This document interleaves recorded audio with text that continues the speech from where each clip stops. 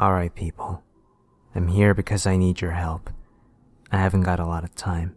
It'll be dark soon, you see. But I know that 4chan is generally the place to go when you need something or someone found in a short amount of time. All I need is a name. It's too late for me. I won't be able to do much, except pass on the name. That's the key. The key to staying alive is the name. Reminds me of Doctor Who, right? Every time the doctor figures out the name of the thing, what it is, it stops in its tracks, and he says something witty or figures out how to beat it, or at least he gets to run away with his sidekick. Damn, Doctor Who. Nerdy as fuck reference at a time like this, but I'm frazzled. Sun's going down. Then it'll come for me. It started last summer. I just got my bachelor's degree in philosophy. Sounds like a fucking waste of money, but I already had a job lined up. So lucky me, I guess. And my half-brother, his girlfriend and I were road tripping all over Europe. We're all spoiled rich white kids, except my half-brother's girlfriend, Sarah. She's spoiled rich and Greek. Anyway, we did the whole damn thing, starting in England and France and then all around the whole continent. And it was really cool. An amazing experience, even if it ate up a lot of money.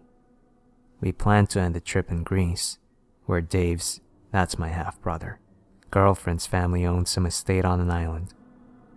She and Dave kept joking about hooking me up with one of her cousins, and I was getting pretty excited for it. Plus, I really had gotten into my major, and Greek mythology, so I was hoping to learn all sorts of cool stuff, and maybe see some ruins. I saw them alright, and I wish I fucking hadn't, but I'll get there. So we get to the island, and we meet Sarah's family, and her cousins are hot alright, fucking gorgeous, but they don't want anything to do with me. In fact, they seem more interested in Dave, which pisses off Sarah more than anything else. So she decides to use me as an excuse to get Dave away from them, and go see some caves on the other side of the island, which hurts my chances with these fabulous Greek ladies even more.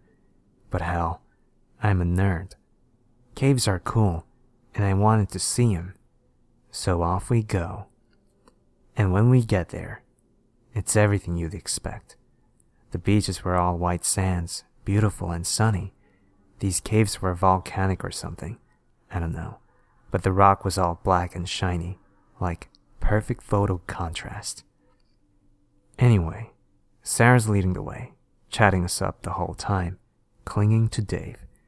I can tell they're getting all romantic, and they never really wanted me along in the first place. I had just been an excuse to get away. So I decide to do the polite thing.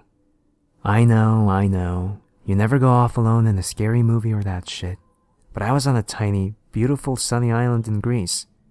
Couldn't have been more than a square mile, and I had a flashlight.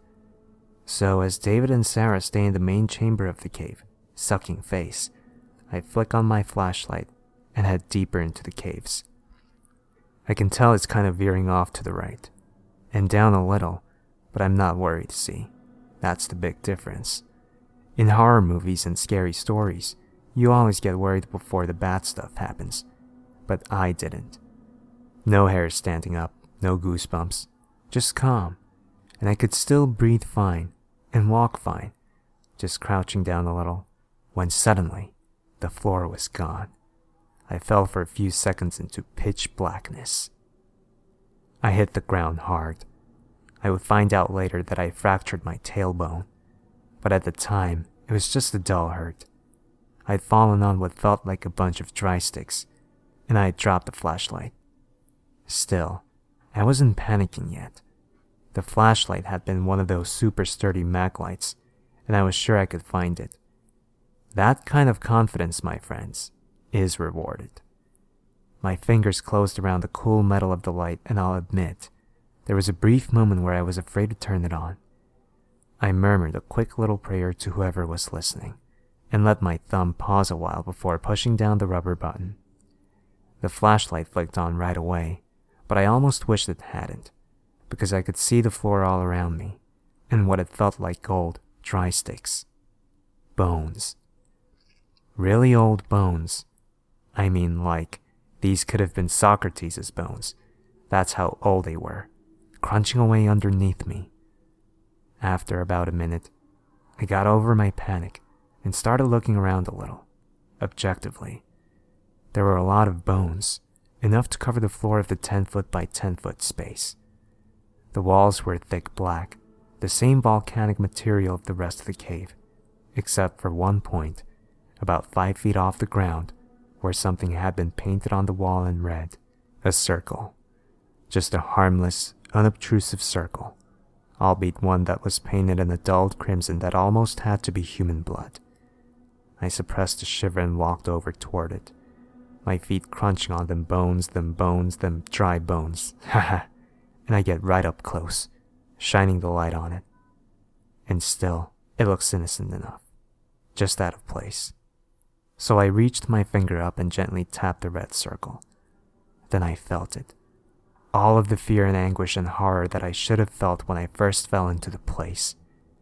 I could feel something, like blood and screams and pain washed over the walls of that tiny chamber like layers of paint, and before long I realize it's me who's screaming, not for help, but just in this guttural caveman fear. Dave and Sarah found me almost right away.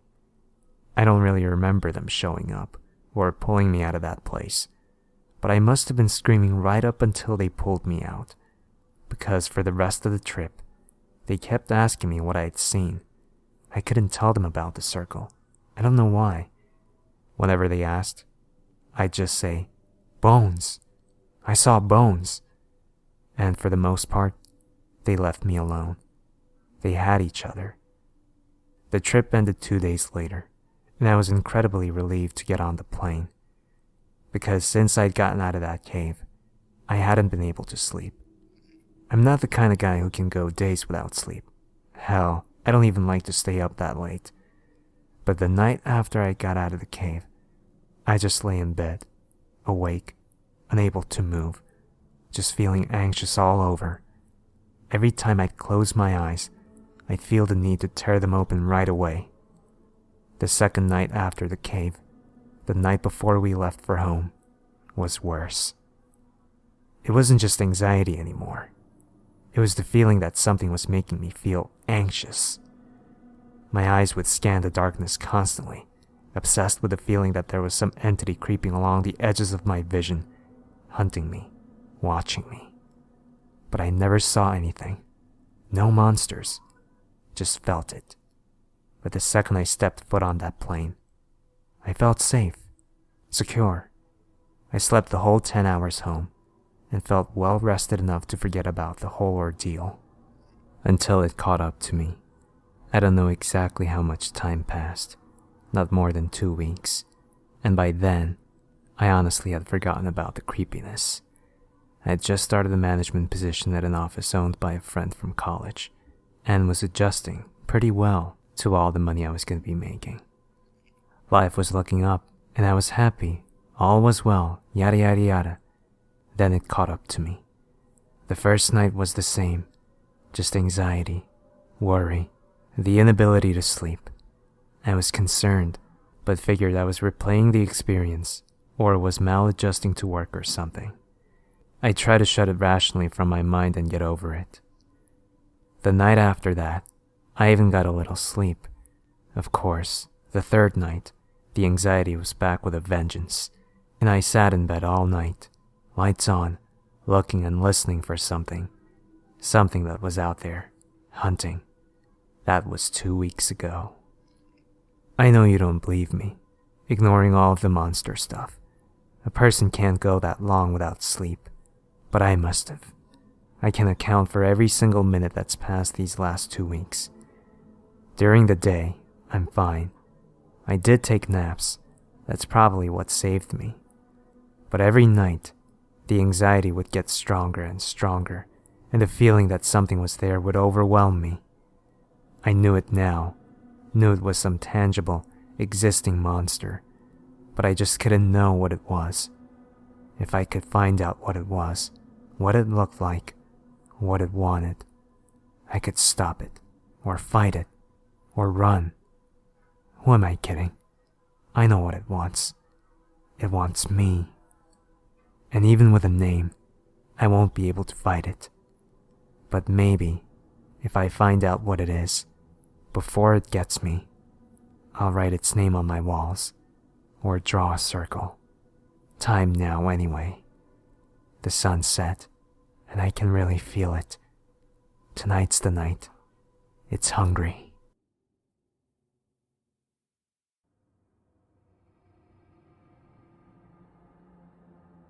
During the first few days of the release of Pokemon Red and Green in Japan, back in February 27, 1996, a peak of deaths appeared in the age group of 10 through 15. The children were usually found dead through suicide, usually by hanging or jumping from heights. However, some were more odd. A few cases recorded children who had began sawing off their limbs, others sticking their faces inside the oven and choking themselves on their own fist, shoving their own arms down their throat. The few children who were saved before killing themselves showed sporadic behavior. Why they were going to hurt themselves, they only answered in chaotic screams and scratched at their own eyes. When showed what seemed to be the connection to this attitude, the Game Boy, they had no response, but when combined with either Pokemon Red or Green, the screams would continue, and they would do their best to leave the room it was located in. This confirmed the authorities' suspicion that the games, somehow, had a connection to these children and the deaths. It was a strange case, because many children who had the same games did not show this behavior, but only a few. The police had no choice but to pursue this, since they had no other leads. Collecting all the cartridges these children had purchased, they kept them sealed away as strong evidence to look over later. They decided the first thing to do was to talk to the programmers themselves. The first person they met was the director of the original games, Satoshi Tajiri. When told about the deaths surrounding his games, he seemed slightly uneasy, but admitted nothing. He led them to the main programmers of the game, the people responsible for the actual content. The detectives met Takanori Ura, one of the main programmers of the game. Unlike Satoshi, he did not seem uneasy, but very kept, explaining that it was impossible to use something like a game to cause such deaths, and also bringing up the point that not all the children were affected. He brushed it off as some kind of odd coincidence or mass hysteria. It seemed like he was hiding something, but he wasn't giving away. Finally, he did say something interesting. Takanori had heard a rumor going around that the music for Lavender Town, one of the locations in the game, had caused some children to go ill. It was only a rumor, and had no real definite backup, but it was still something to look into. He directed the detectives to Juinichi Masura, the music composer of the series.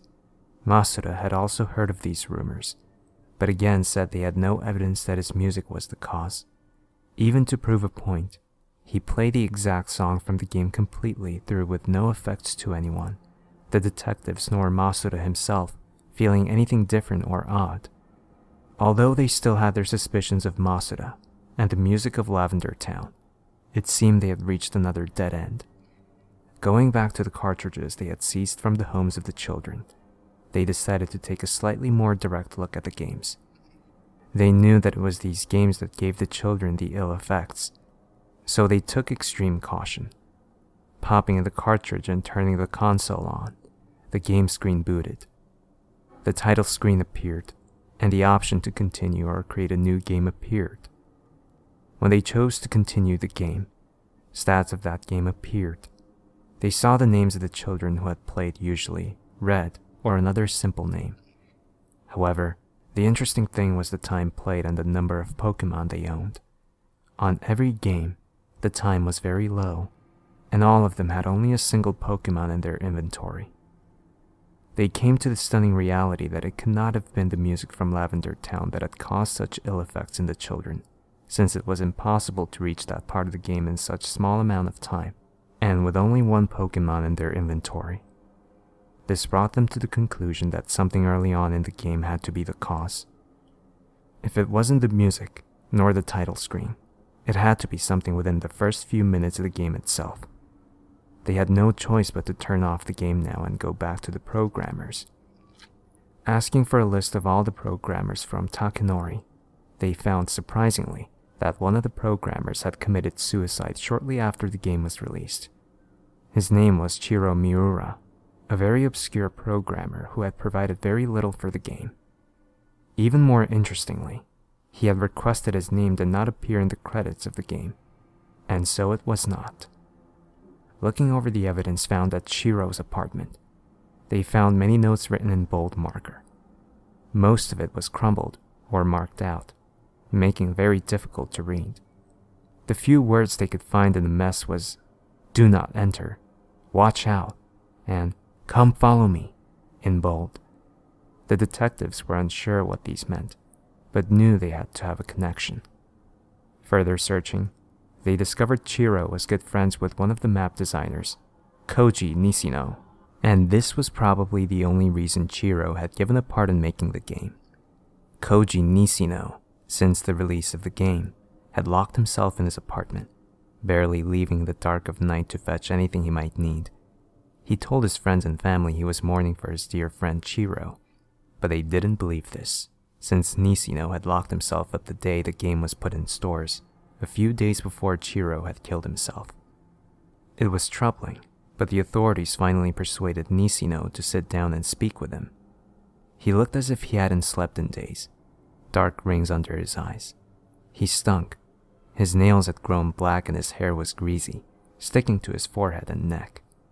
He spoke in stutters and murmurs, but at least he had something to say.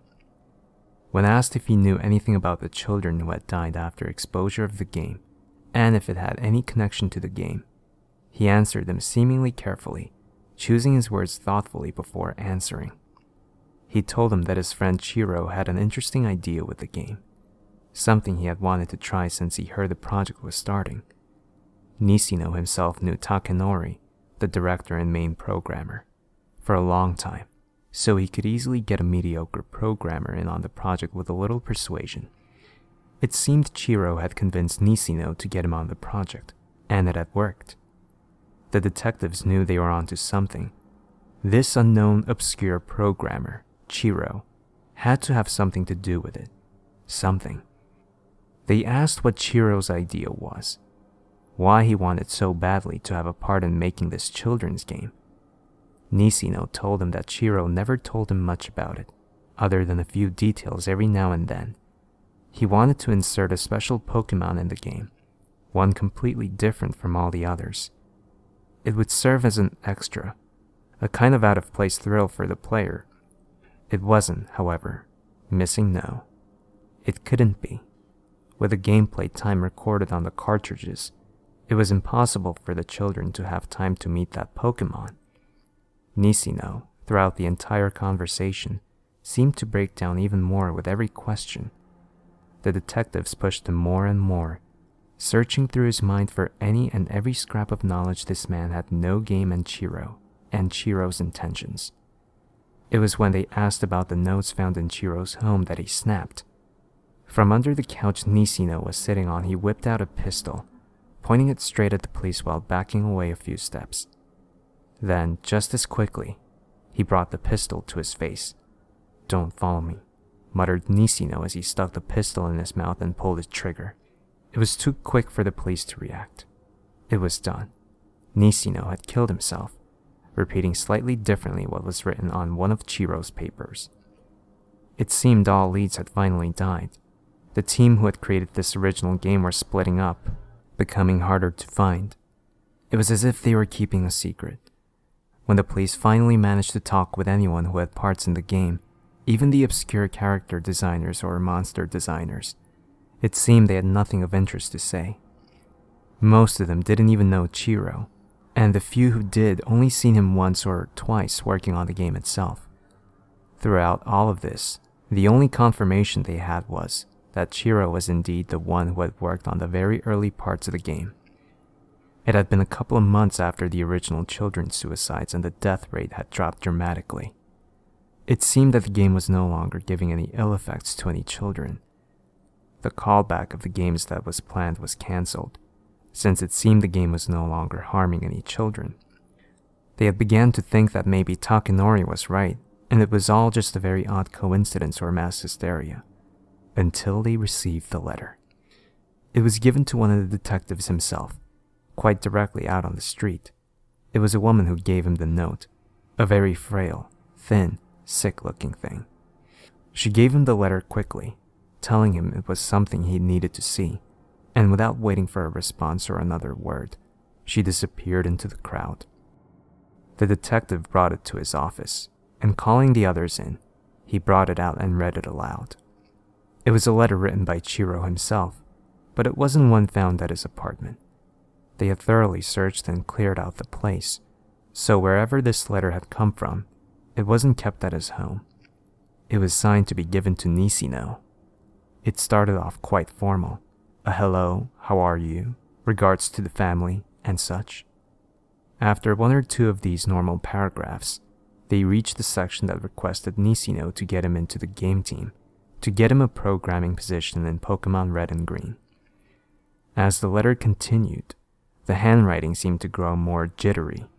He talked about a glorious idea he had, a way to program something unseen in any game before.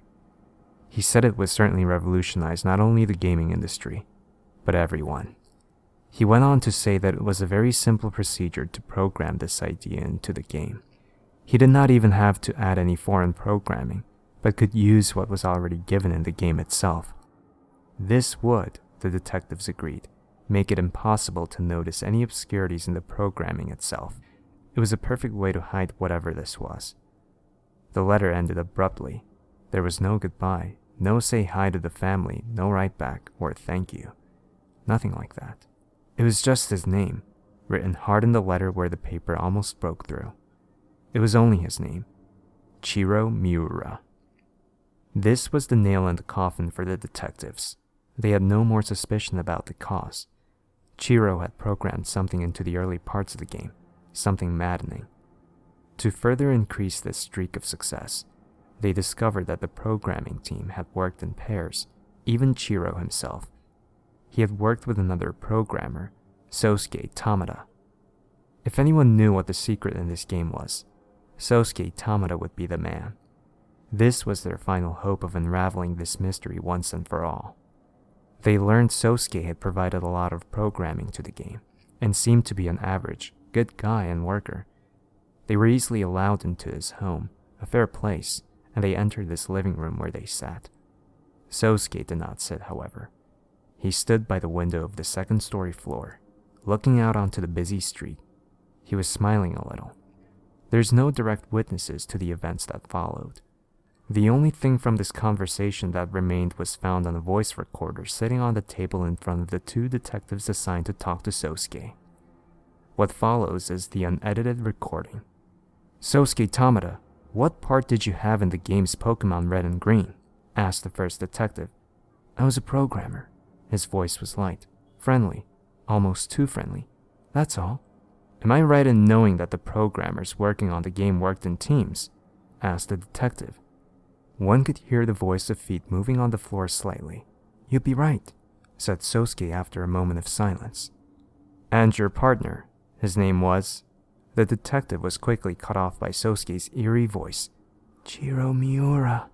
That was his name. Chiro Miura. Another silence. It seemed the detectives were a little uneasy about this man. Could you tell us if Miura ever acted strange at all? Any particular behaviors you observed while working with him at all? Sosuke answered them. I don't know him that well, really. We didn't meet up frequently, only every once in a while to trade data, or when the entire group was called up for a meeting. That's the only times I ever really saw him. He acted normal, as far as I could tell. He was a short man, and I think this affected his consciousness. He acted weaker than any other man I met. He was willing to do a lot of work to gain recognition. This I do know, I think. Silence. Yes? Asked the detective, pushing for him to continue. You think what? I think he was a very weak man. I think he wanted to prove himself regardless of this point. I think he wanted to make himself known for something special, something that would make people forget about the way he looked and pay attention to the powerful mind that lay inside his skull. Unfortunately for him, however, he didn't have much of a mind to back up that reasoning. Why do you say that?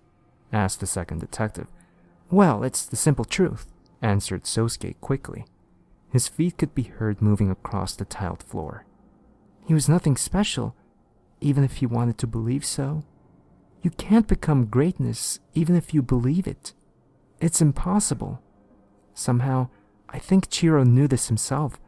Somewhere deep in there, he knew it. The detectives were silent again, not sure how to steer the conversation. After a moment, they continued. Can you tell us what Chiro's part of the game was? What did he work on exactly? Sosuke answered more quickly than before. Nothing important. He worked on some obscure parts at the beginning of the game. A pause, then a little more information. It was Oak's part to be exact. He worked on some of Oak's parts. When he's seen first, you see. What else? Pushed the police. They could hear it in Sosuke's voice. He knew something. We know you know about the children and the deaths. We know it was Chiro who did it. He programmed something in the game. What are you implying? Asked Sosuke. It sounded like he was trying to maintain his voice. We're implying that since you're his partner, if you're hiding something from us, then you could just as much be responsible for those children's deaths as Chiro is himself. You can't prove anything! Sosuke shouted. Tell us what Chiro did to the game! They shouted back. What I told him to! Silence. Complete silence. You want to know, huh? Asked Sosuke finally, breaking the eerie silence, but replacing it with his voice. You want to know what is this all about? Chiro's an idiot. He'd do anything for a bit of attention. Anything at all. He couldn't program worth a shit either. The one thing he could do, however, was be manipulated. You could tell him what to do, and he'd do it. He wouldn't even question it. He'd do it. Just to hear that thank you when you received the finished product. That was his reasons. That's all he wanted. 2 clicks from the detective's guns could be heard. I could control him flawlessly. He's a lot like Takanori. Of course, none of you knew this, but I was the one who brought up the idea of the game, the idea of the entire operation. I just told a fellow what to do, and he followed me without doubt. He knows nothing, just like Chiro. The sound of a window opening could be heard, followed by the detectives. Don't move or we'll shoot! Let me tell you about a mechanic in the game, continued Sosuke. His voice was more rushed, but it still held that slyness. Consider it a hint, all right? If you walk around in grassy areas enough, a Pokemon will appear, and you'll have the chance to go into battle with it. It's a necessary part of the game overall, you see. Step away from the window! We won't warn you again! At the start of the game, you have to walk into the grassy area before Oak appears, and you receive your first Pokemon, understand me?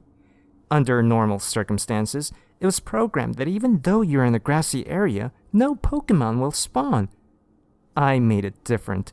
I manipulated that Chiro, told him what to put in the program, gave him all the instructions on how to do it, and he did it flawlessly. It's rare, but it can happen. Stepping into that grass, one can spawn. Sosuke, we don't want to shoot! Shoot me? Asked Sosuke, laughing at the same time. Shoot me?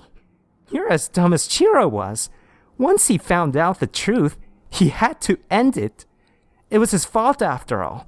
He shot himself because of it. If you're so determined to finish that case of yours, if you want to know, play the damn game for yourself. Roll the wheel. And who knows? Maybe you'll learn the secret for yourself. A shot could be heard, loud enough to distort the audio. Sounds of screaming, murmuring could be heard. The table the recorder was on crashed. Ear-shattering distortions. Silence, then laughing. Sosuke was laughing, and then words. Come follow me. Come follow me. And then nothing. The recorder continued to record until the tape ran out. There was nothing else on it. The police arrived on the scene quickly, and to their horror, they discovered Sosuke and the 2 detectives dead. They had all been shot, but not after struggling. The detectives had been shot multiple times, at least 10 each, before dying after being shot in between their eyes. Sosuke himself had clearly died of 2 shots to his chest, straight through the heart. This game was causing a massacre. At least 100 children were dead. Nishino, the unsuspecting friend, dead. Chiro, the manipulated toy, dead. The 2 detectives, dead. And now, even the creator, the cause of this atrocity, Sosuke, dead. This game was stretching far over its original intentions. It was killing anyone and everyone who got involved. The lead detective had decided to put this case away. The man who committed the crime was dead, so there was no longer any reason to continue the case. All evidence, all the cartridges, all the notes, all the letters, they were locked away, kept in the darkness where they belonged. There were talks about the entire thing, small conversations every now and then, but over the years even these began to fade away. Eventually, the case was only a memory in the minds of those who experienced it firsthand. 10 years passed. February 27th, 2006 was the date. The lead detective, the man who locked away the original evidence 10 years previous, was reminded of the awful event that occurred. Although he was no longer in the force, he still had access to files and was helped when he could. The reminder of the event caused him to look back, to open the sealed container that held all the evidence collected. He read through the letters and the notes.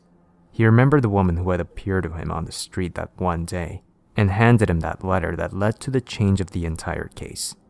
He wondered who she was and where she had come from. Perhaps she was Chiro's mother, or maybe Sosuke's. It was far too late to pursue any of this. Far too late. Sealing the container again, he saw a second one directly behind it. Pulling it out, he read the note on top of it. Evidence number 2104A. He opened it up and looked inside. Filling the container were exactly 104 Pokemon Red and Green cartridges, each one in perfect condition, untouched since the day they had last checked them 10 years ago. He reached in and pulled one out. Pokemon Red. He hadn't seen one in a long time. He didn't know what he thought next, but he reached in his desk and pulled out an old Game Boy. He received it a long time ago, but it still worked. It was his son's, but he had died a few years ago. His wife was gone too. That was then though. Popping in the cartridge in the back of the Game Boy, he turned on the game. The title screen, then the option to continue or start a new game. Tanaka. That was the child's name, the one who played it first. He was probably dead, along with all the others. He pressed New Game and started a new game. It was normal, average. He walked around, talked to his mother, went outside. He started walking towards the grass. In his head, he could still hear Sosuke's words, even though he was not there. Even though he had never seen the man in his life, he could still see him, hear him. Come, follow me. He was getting closer and closer, only a step or two away. Roll the wheel, and who knows, maybe you'll learn the secret for yourself. He entered the grass. The screen did nothing at first. Nothing at all. It just sat there, and so did the detective, completely frozen, as if time had stopped just for them. The screen went black, and then lit up again, the iconic green background with black text appearing. The lead detective's weary eyes grew wide. He couldn't help but read out what was there in front of him. Come follow me, come follow me, come follow me. I miss you, Dad. I miss you, my husband. I miss you so much. Tears formed in his eyes, falling down his cheeks. Screens and screens of text appeared and he rapidly clicked the A button to continue it. It was his wife and his child. They were speaking to him, calling to him, crying with him. They wanted to see him. They loved him. He loved them. I love you too, muttered the man in a hoarse, scratching voice. Come follow me. Become new again. We want to see you and hold you and be with you forever and ever and ever. And ever. Don't stay away. You can see us too. We miss you. Come follow me. We love you. A black screen. The detective's eyes grew wide, his jaw dropping. The screen lit back up, and Oak was leading him out of the grass. Come follow me, said Oak. No! Shouted the man, dropping the game onto the floor. He quickly fell forward, reaching for it, bringing the screen back to his face. Bring them back! Bring them back to me! The game continued on as usual, not responding to the detective at all. My wife! My child! Listen to me! Bring them back to me, I said! Voices. He heard voices. Hundreds of voices. He turned around from his seat, looking behind him, and standing in a small room were children, many children. Some had no eyes. Some had rings around their throats. Some were burned all across their body. They were screaming, reaching towards him. Bring back my mommy! Bring back my daddy! Bring back my pet! They all screamed out, reaching for the game, their mouths agape with horror and pain. I don't want them to go away! Bring them back to me! Bring them back to me! No! Shouted the detective. It's mine! My family's here! Don't touch it! Horror was across his face. Come follow me, said a voice. The lead detective looked over, and in the corner of his room, next to an old desk, was Sosuke. He stood in the corner, tall, handsome, clean. A smile on his face, stretching across his face. Come follow me. The lead detective jumped up, stepping back, trying to force away the children crawling towards him, reaching out for the game held tightly within his hands. What's going on here? What's going on? Where's my family? Sosuke smiled generously. I'll show you.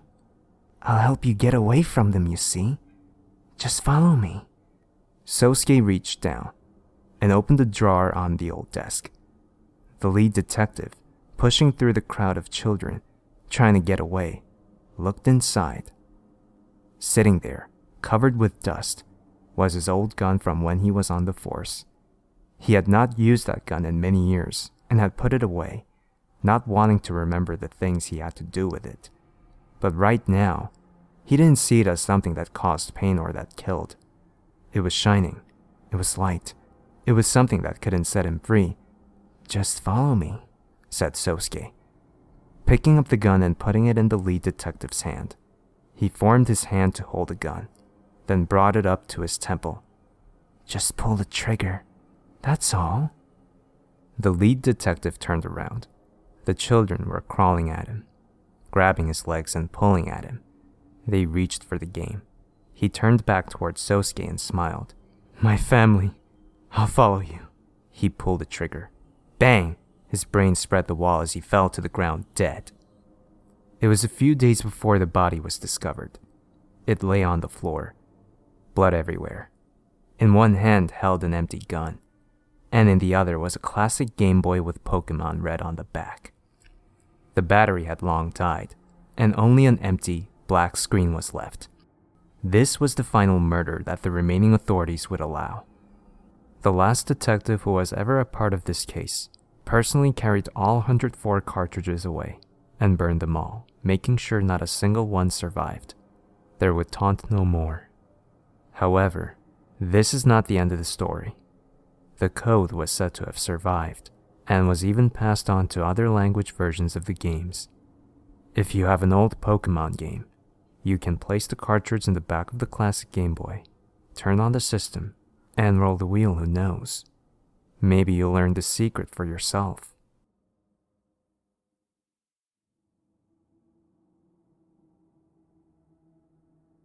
Russian researchers in the late 1940s kept 5 people awake for 15 days using an experimental gas-based stimulant.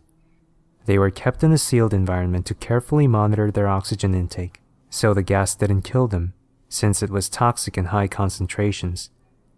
This was before closed-circuit cameras, so they had only microphones and 5-inch thick glass porthole-sized windows into the chamber to monitor them. The chamber was stocked with books, cots to sleep on but no bedding, running water and toilet, and enough dried food to last all 5 for over a month. The test subjects were political prisoners deemed enemies of the state during World War II. Everything was fine for the first 5 days. The subjects hardly complained, having been promised, falsely, that they would be freed if they submitted to the test and did not sleep for 30 days. Their conversations and activities were monitored, and it was noted that they continued to talk about increasingly traumatic incidents in their past, and the general tone of their conversations took on a darker aspect after the 4-day mark. After 5 days, they started to complain about the circumstances and events that led them to where they were, and started to demonstrate severe paranoia. They stopped talking to each other and began alternately whispering to the microphones and one-way mirrored portholes.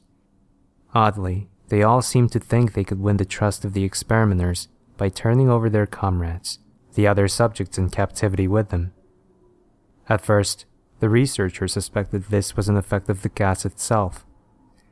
After 9 days, the first of them started screaming. He ran the length of the chamber repeatedly yelling at the top of his lungs for 3 hours straight. He continued attempting to scream, but was only able to produce occasional squeaks. The researchers postulated that he had physically torn his vocal cords. The most surprising thing about this behavior is how the other captives reacted to it, or rather, didn't react to it. They continued whispering to the microphones until the second of the captives started to scream. The 2 non-screaming captives took the books apart, smeared page after page with their own feces, and pasted them calmly over the glass portholes. The screaming promptly stopped. So did the whispering to the microphones. After 3 more days passed, the researchers checked the microphones hourly to make sure they were working, since they thought it impossible that no sound could be coming with 5 people inside. The oxygen consumption in the chamber indicated that all 5 must still be alive. In fact, it was the amount of oxygen 5 people would consume at a very heavy level of strenuous exercise. On the morning of the 14th day, the researchers did something they said they would not do to get a reaction from the captives. They used the intercom inside the chamber, hoping to provoke any response from the captives they were afraid were either dead or vegetables. They announced, "We're opening the chamber to test the microphones. Step away from the door and lie flat on the floor or you'll be shot. Compliance will earn one of you your immediate freedom." To their surprise, they heard a single phrase in a calm voice response, "We no longer want to be freed." Debate broke out among the researchers and the military forces funding the research. Unable to provoke any more response using the intercom, it was finally decided to open the chamber at midnight on the 15th day. The chamber was flushed of the stimulant gas and filled with fresh air, and immediately voices from the microphones began to object. 3 different voices began begging, as if pleading for the life of loved ones to turn the gas back on. The chamber was opened, and soldiers sent in to retrieve the test subjects. They began to scream louder than ever, and so did the soldiers when they saw what was inside. 4 of the 5 subjects were still alive, although no one could rightly call the state that any of them in life. The food rations past day 5 had not been so much as touched. There were chunks of meat from the dead test subjects' thighs, and chests stuffed into the drain in the center of the chamber, blocking the drain and allowing 4 inches of water to accumulate on the floor. Precisely how much of the water on the floor was actually blood was never determined. All 4 surviving test subjects also had large portions of muscle and skin torn away from their bodies. The destruction of flesh and exposed bone on their fingertips indicated that the wounds were inflicted by hand, not with teeth as the researchers initially thought. Closer examination of the position and angles of the wounds indicated that most, if not all of them, were self-inflicted. The abdominal organs below the ribcage of all 4 test subjects had been removed. While the heart, lungs, and diaphragm remained in place, the skin and most of the muscles attached to the ribs had been ripped off, exposing the lungs through the ribcage. All the blood vessels and organs remained intact. They had just been taken out and laid on the floor, fanning out around the eviscerated but still living bodies of the subjects. The digestive tract of all 4 could be seen to be working, digesting food. It quickly became apparent that what they were digesting was their own flesh they had ripped off and eaten over the course of days. Most of the soldiers were Russian special operatives at the facility, but still many refused to return to the chamber to remove the test subjects. They continued to scream to be left in the chamber, and alternately begged and demanded that the gas be turned back on, lest they fall asleep. To everyone's surprise, the test subjects put up a fierce fight in the process of being removed from the chamber. One of the Russian soldiers died from having his throat ripped out. Another was gravely injured by having his testicles ripped off and an artery in his leg severed by one of the subject's teeth. Another 5 of the soldiers lost their lives if you count the ones that committed suicide in the weeks following the incident. In the struggle, one of the 4 living subjects had his spleen ruptured, and he bled out almost immediately. The medical researchers attempted to sedate him, but this proved impossible. He was injected with more than 10 times the human dose of a morphine derivative, and still fought like a cornered animal, breaking the ribs and arm of one doctor. When the heart was seen to beat for a full 2 minutes after he had bled out to the point there was more air in his vascular system than blood. Even after it stopped, he continued to scream and flail for another 3 minutes, struggling to attack anyone in reach and just repeating the word "more" over and over, weaker and weaker, until he finally fell silent. The surviving 3 test subjects were heavily restrained and moved to a medical facility. The 2 with intact vocal cords continuously begging for the gas, demanding to be kept awake. The most injured of the 3 was taken to the only surgical operating room that the facility had. In the process of preparing the subject to have his organs placed back within his body, it was found that he was effectively immune to the sedative they had given him to prepare him for the surgery. He fought furiously against his restraints when the anesthetic gas was brought out to put him under. He managed to tear most of the way through a 4-inch wide leather strap on one wrist, even through the weight of a 200-pound soldier holding that wrist as well. It took only a little more anesthetic than normal to put him under, and the instant his eyelids fluttered and closed, his heart stopped. In the autopsy of the test subjects that died on the operating table, it was found that his blood had tripled the normal level of oxygen.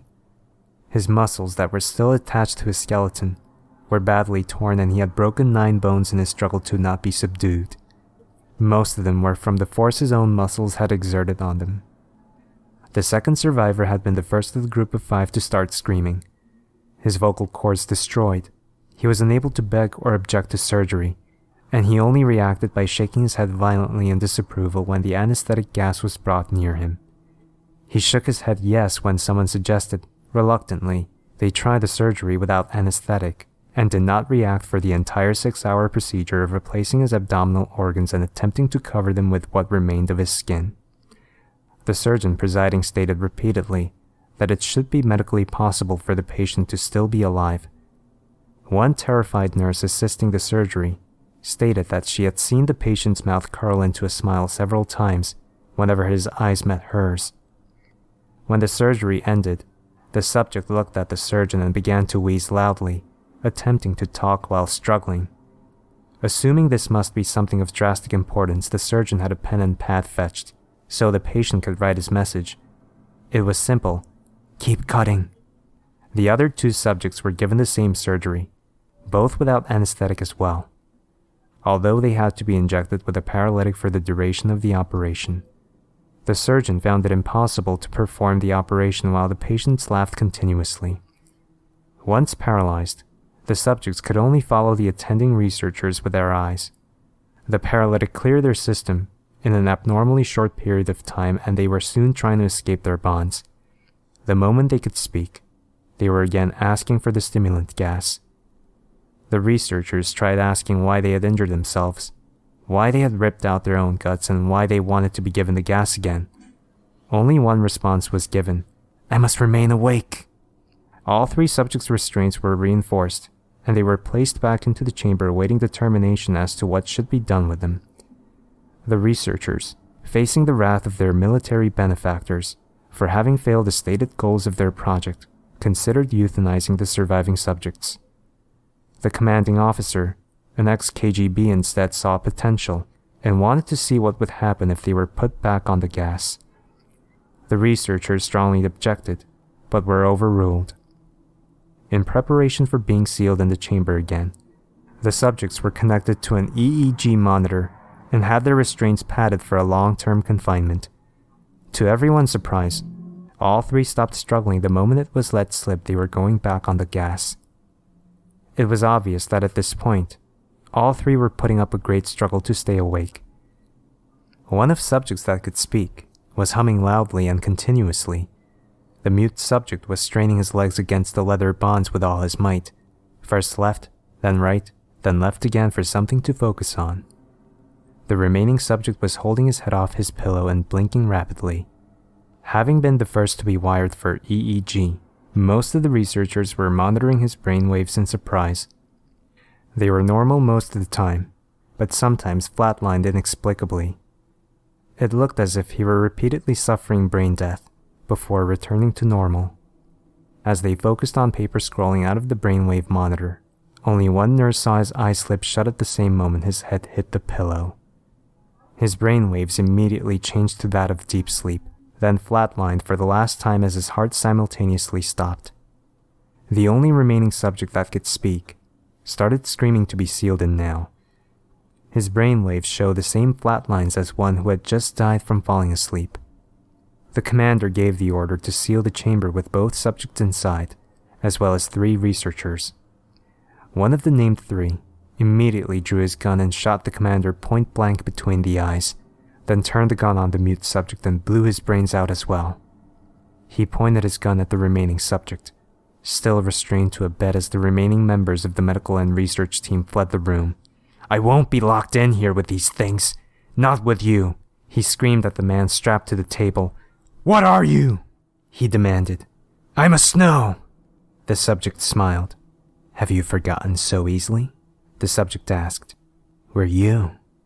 We're the madness that lurks within you all, begging to be free at every moment in your deepest animal mind.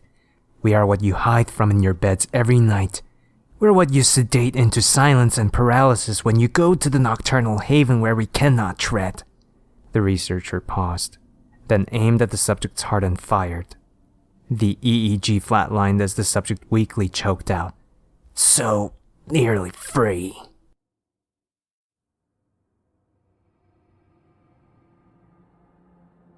During the summer of 2003, events in the northeastern United States involving a strange, human-like creature sparked brief local media interest before an apparent blackout was enacted.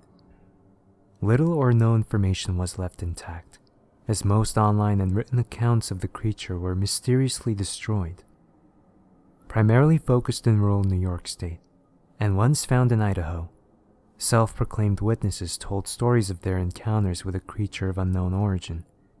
Emotions ranged from extremely traumatic levels of fright and discomfort to an almost childlike sense of playfulness and curiosity. While their published versions are no longer on record, the memories remained powerful. Several of the involved parties began looking for answers that year. In early 2006, the collaboration had accumulated nearly 24 documents dating between the 12th century and present day, spanning 4 continents. In almost all cases, the stories were identical. I have been in contact with a member of this group and was able to get some excerpts from their upcoming book. A Suicide Note, 1964. As I prepare to take my life, I feel it necessary to assuage any guilt or pain I have introduced through this act. It is not the fault of anyone other than him. For once I awoke and felt his presence, and once I awoke and saw his form. Once again, I awoke and heard his voice, and looked into his eyes. I cannot sleep without fear of what I might next awake to experience. I cannot ever wake. Goodbye. Found in the same wooden box were 2 empty envelopes addressed to William and Rose, and 1 loose personal letter with no envelope. Dearest Linny, I have prayed for you. He spoke your name. A journal entry, translated from Spanish, 1880. I have experienced the greatest terror. I have experienced the greatest terror. I have experienced the greatest terror. I see his eyes when I close mine. They're hollow, black. They saw me and pierced me. His wet hand. I'll not sleep. His voice. A Mariner's Log, 1691. He came to me in my sleep. From the foot of my bed I felt a sensation. He took everything. We must return to England. We shall not return here again at the request of the rake. From a witness, 2006. 3 years ago, I had just returned from a trip from Niagara Falls with my family for the 4th of July. We were all very exhausted after a long day of driving, so my husband and I put the kids right to bed and called it a night. At about 4 a.m., I woke up thinking my husband had gotten up to use the restroom. I used the moment to steal back the sheets, only to wake him in the process. I apologized and told him I thought he got out of bed. When he turned to face me, he gasped and pulled his feet up from the end of the bed so quickly his knee almost knocked me out of the bed. He then grabbed me and said nothing. After adjusting to the dark for half a second, I was able to see what caused the strange reaction. At the foot of the bed, sitting and facing away from us, there was what appeared to be a naked man or a large hairless dog of some sort. Its body position was disturbing and unnatural, as if it had been hit by a car or something. For some reason, I was not instantly frightened by it, but more concerned as to its condition.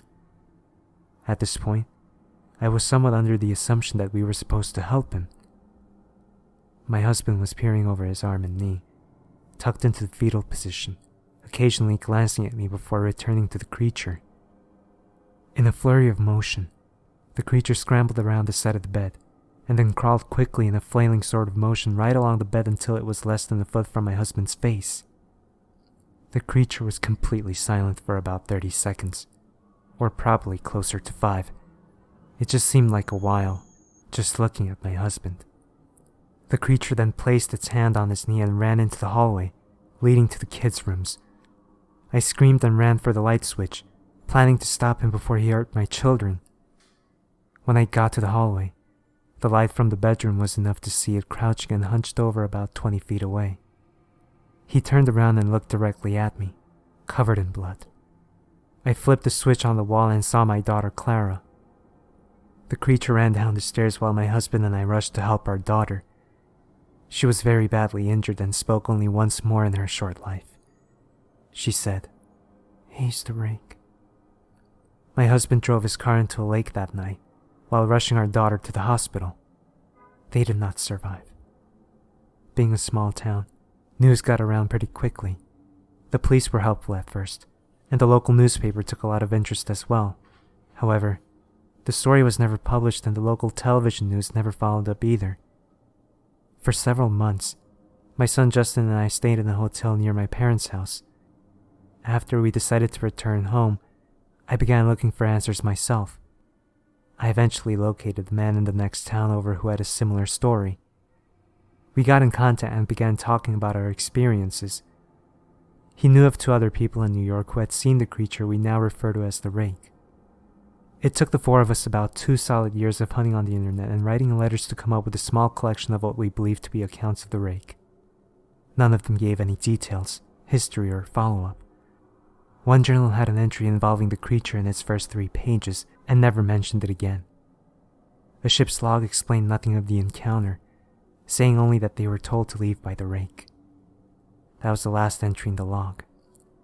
There were, however, many instances where the creature's visit was one of a series of visits with the same person. Multiple people also mentioned being spoken to, my daughter included. This led us to wonder if the rake had visited any of us before our last encounter. I set up a digital recorder near my bed and left it running all night, every night for 2 weeks. I would tediously scan through the sounds of me rolling around in my bed each day when I woke up. By the end of the 2nd week, I was quite used to the occasional sound of sleep while blurring through the recording at 8 times the normal speed. This still took almost an hour every day. On the first day of the 3rd week, I thought I heard something different. What I found was a shrill voice. It was the rake. I can't listen to it long enough to even begin to transcribe it. I haven't let anyone listen to it yet. All I know is that I've heard it before, and I now believe that it spoke when it was sitting in front of my husband. I don't remember hearing anything at the time, but for some reason, the voice on the recorder immediately brings me back to that moment. The thoughts that must have gone through my daughter's head make me very upset. I've not seen the rake since he ruined my life, but I know that he has been in my room while I slept. I know and fear that one night, I'll wake up to see him staring at me.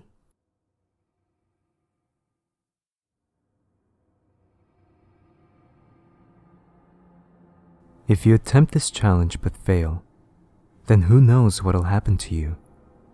If you finish the challenge, you'll find your reward. Do you have something that you truly, relentlessly desire? Despite your state of life, is there something else that you would go completely to the end of the world to get? Well, lucky for you, there is a way to achieve what the journey can prove to be too bothersome. Rules. Do not use a vehicle too large or noticeable, as you'll need some of the cover of night to be most safe. Also, while any sort of car will do, you may not want to choose the most expensive or cherished vehicle. Do not drive faster than 30 miles per hour. You can take your slick new black Mercedes for the drive if you're close. You'll see or feel its signs, but what the signs will be will depend on what it is you desire.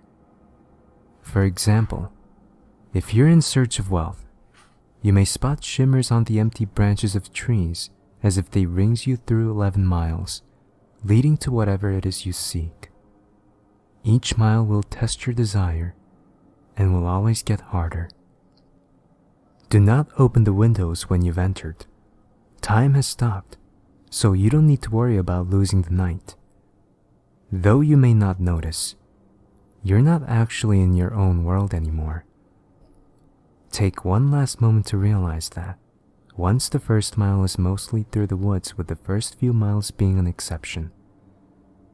The air will turn a bit colder, in which you should turn on your heating system if the vehicle has one. You won't want to take your eyes off the road later. Take some time to calm any uneasiness by admiring some of the night sky. You'll see it completely lined with stars, and you'll realize that the vehicle's headlights will no longer be required. Restrain yourself from gazing at it. If you look at its light for even more than a few seconds, the road in front of you will end, throwing your vehicle into the water, in which you'll freeze in mere minutes. The voices will be gone for this mile, but don't rejoice yet. They'll be back. The miles. On the first mile, if it gets really cold, you may turn your heater on. On the second mile, if you still haven't turned the heater on, you should do it now. If you decide to not turn it on, you may regret it later. On the third mile, ignore any silhouettes that you may see in the trees. No matter how human they seem, keep your eyes on the road. On the fourth mile, you may hear voices whispering in your ear. Ignore them, no matter how human they seem. On the fifth mile, if the trees vanish, a random appearance of a lake, and the moon starts glowing, ignore them at all costs. On the sixth mile, take into account that you're more than halfway done. Despite the progress, you may lose hope here. The stars will have disappeared at this point, leaving the sky an empty, black abyss. The clearing will have ended, leading you back into the woods. The only light you'll be provided with is by your vehicle's headlights, but they'll flicker from time to time even if you're sure they're in perfect working order.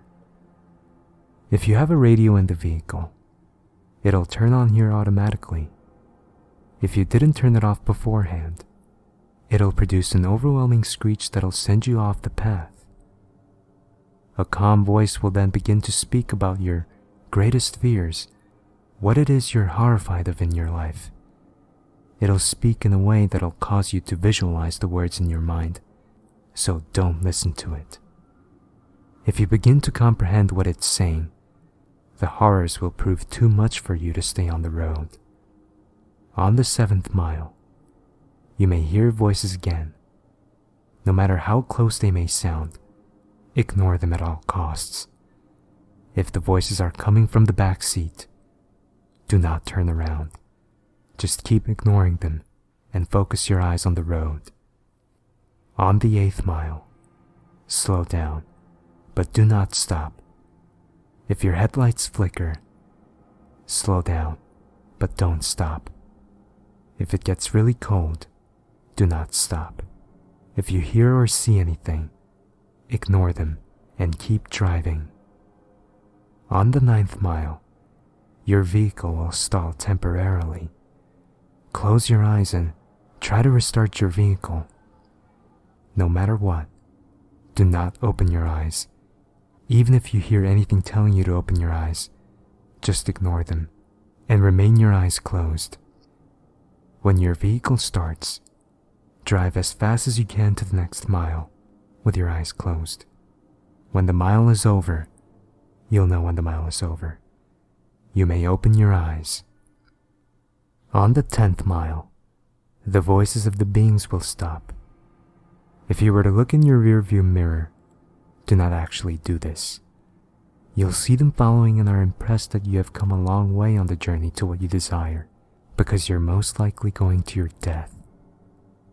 On the 11th and final mile, your vehicle may lose power, but continue to move. If you see a red light ahead, close your eyes tightly. Cover them if you must. Cover your ears if you're able to. You'll hear unrelenting and inconceivable noises from all directions. No amount of bravery and conditioning will spare you from these sounds. You will feel things touching you. The cold will turn to a merciless heat, burning all parts of the vehicle. You'll feel the illusion of the flesh being burned off your bones. But no matter what, do not look. Once the power returns, stop your vehicle. Open your eyes, take a deep breath and continue driving. Keep driving until your vehicle arrives at a dead end. Stop here and don't attempt to move again. Nothing will happen once you reach this point. You may realize that you're back where you first began. This may confuse you, but know that you're finished. Your task is done. Close your eyes and imagine your deepest desire, even if it has changed from when the journey began. Imagine not desiring it, but possessing it. Open your eyes and you'll find what you desire. So now that the task is done, what's the catch? Is your vehicle cursed? Is there something you're about to lose? Is your death imminent? The answer to all is no, of course. You've done the challenge. You've proved worthy of what you desire. As stated before, the sounds of the 11th mile will continue to exist in your mind, potentially causing you some vivid and unusual nightmares. But these should prove as nothing compared to what you've gained.